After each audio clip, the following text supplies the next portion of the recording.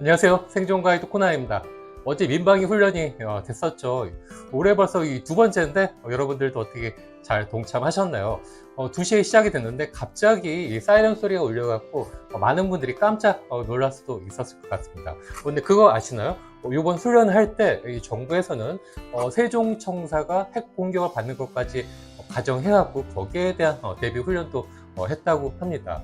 요즘은 좀 뜸하지만 최근까지 북한이 쓰레기 풍선 공격을 계속 했었죠. 그것 때문에 불이 나기도 했었고요. 또 차 위에 떨어져 사람들이 놀라기도 했었는데 아마 이제 곧 가을이 되고 바람이 북풍이 슬슬 분다. 자, 그렇게 되면은 좀 훨씬 더 많은 풍선 공격 시작을 해올 것 같아요.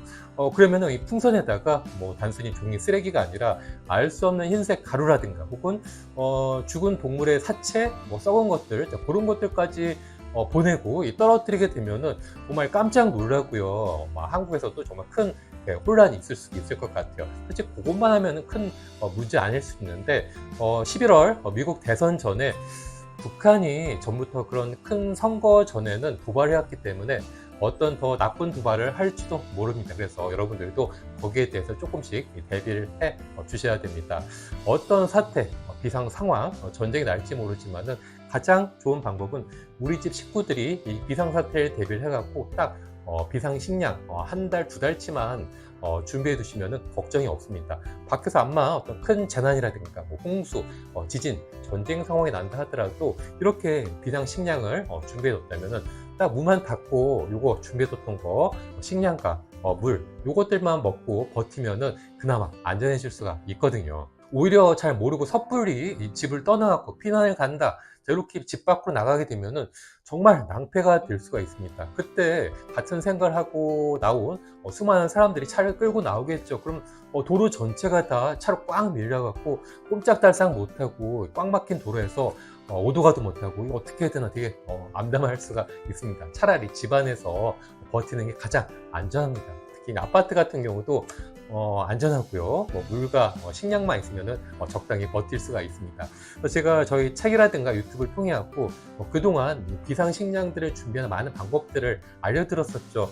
특히 뭐 10대 비상식량으로 어떤 게 있고 단기 비상식량, 장기 비상식량 어떤 차이인지에도 제가 알려드렸었는데 보통 라면을 비상식량으로 생각하실 텐데 라면은 비상식량이 아닙니다. 유통기한이 5개월 정도밖에 안 되기 때문에 오래 못 가요. 가장 좋은 거는 통조림, 특히 참치캔 같은 것들인데 보통 통조림도 한 3, 4년 정도 유통기한이 되지만은 참치캔 같은 경우는 최대 7년까지도 되기 때문에 비공식적으로 10년이 넘어도 먹을 수가 있습니다. 근데 그런 것과 더불어서 장기식 중에 하나가 바로 그냥 쌀이죠.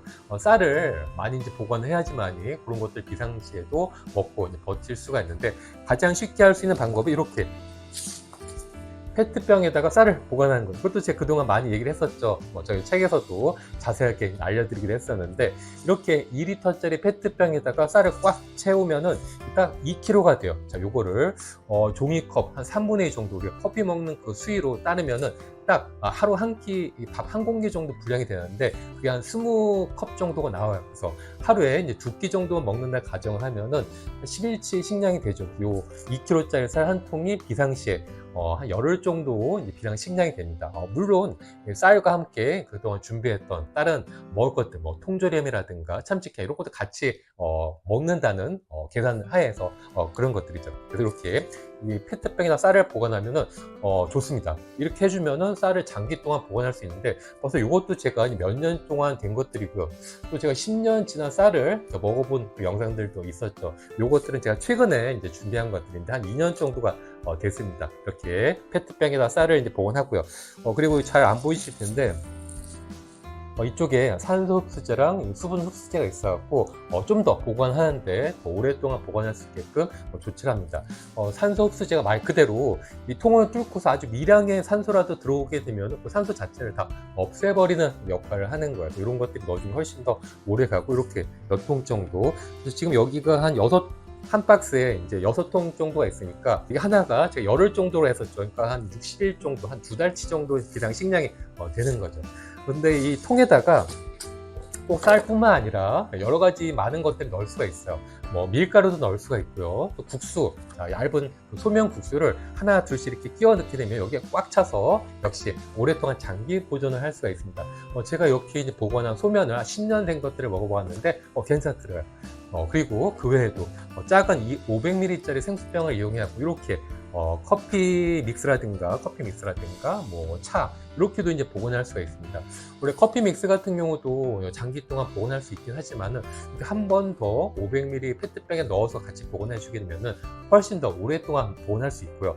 또 이렇게 커피 믹스뿐만 아니라 분유도 오랫동안 보관할 수가 있습니다. 분유는 아주 고칼로리 그리고 3대 영양소 골고루 다 들어가 있는 완전 식품이라 할 수 있죠.